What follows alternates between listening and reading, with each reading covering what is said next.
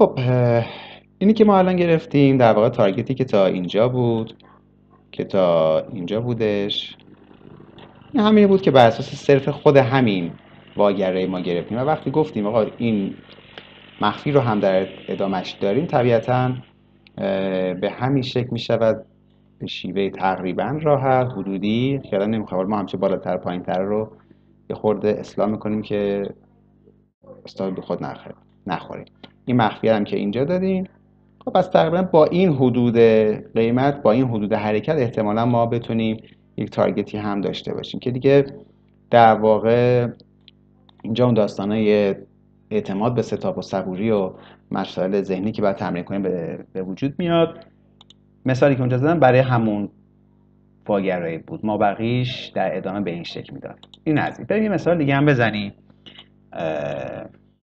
فکر میکنم 5 می یا 4 می.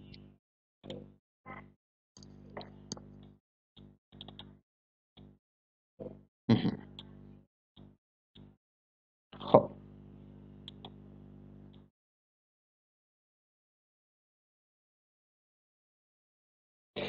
در واقع بذارید برم در 15 دقیقه، ببخشید.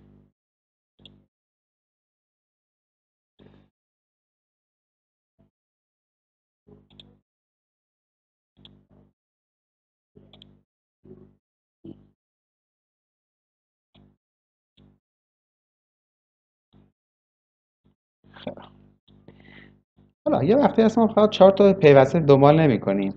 اینجا طبیعتا یه حالتی واگرایی ما تو مکتی داریم، درسته؟ خوبیه این که میگه آقا 4 تا بکشیم عقب از نمای بالاتر هم ببینیم که بعد اینو میشه تو یک ساعت هم دید. اینه که آقا ما اینجا فقط اینو ندارم، این چیزی هستش که در واقع انتهای این حرکته و من میتونم تارگتم رو بر اساس این بچینم. محض احتیاط در یک ساعت هم چکش میکنم که من برای سرعت کار بعدا نشونتون میدم، چون قبلا اینو گرفته بودیم. این تارگتش هم که میذاریم همینجا دیگه، ما بقیش همون داستان است. کلاس که صورت گرفته اینجا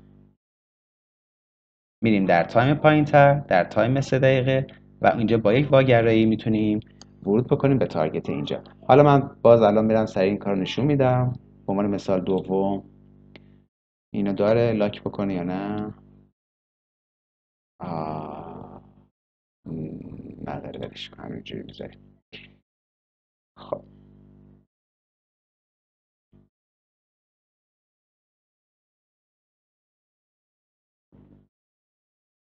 اول در یک ساعته. بذار اصلا کندل بار رو هم بیارم اینجا، اینو ببندم، یه بار ریپلی کنم، بیام تا اینجا.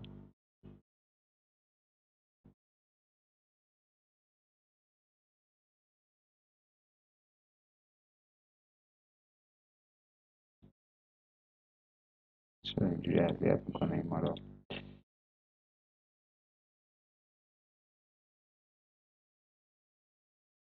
خب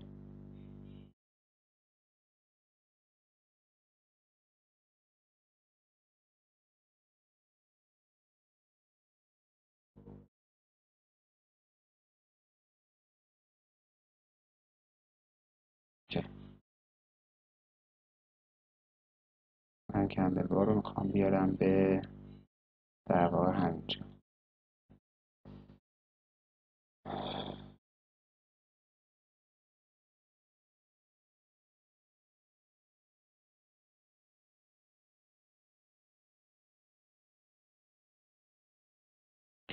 و بعد میخواهم که بروم در 3 دقیقه. حالا من اینو پلیش بکنم برای اینکه مشخص بشه. میاد اینجا، میاد اینجا، اینجا که کلاسش صورت گرفته، من دیگه میام به 3 دقیقه.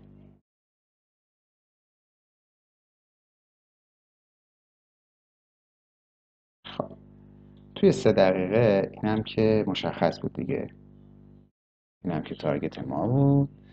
خب توی 3 دقیقه ماشاءالله چقدر تنده.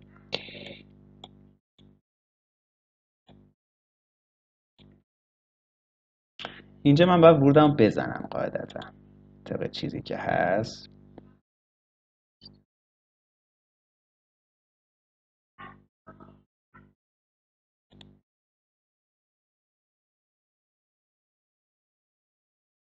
اینجا دیگه کندل لوکالم هم زده.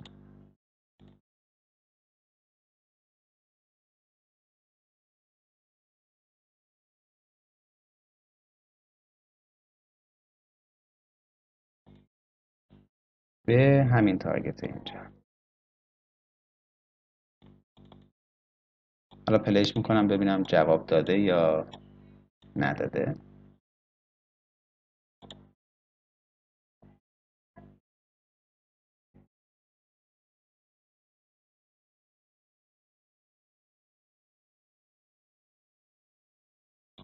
من اینو میبرم تو تایم بالاتر که یه خورده سریعتر باشه.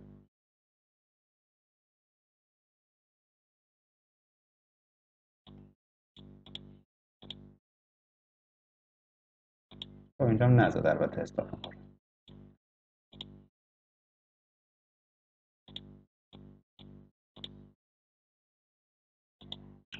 و به این شکل هستش.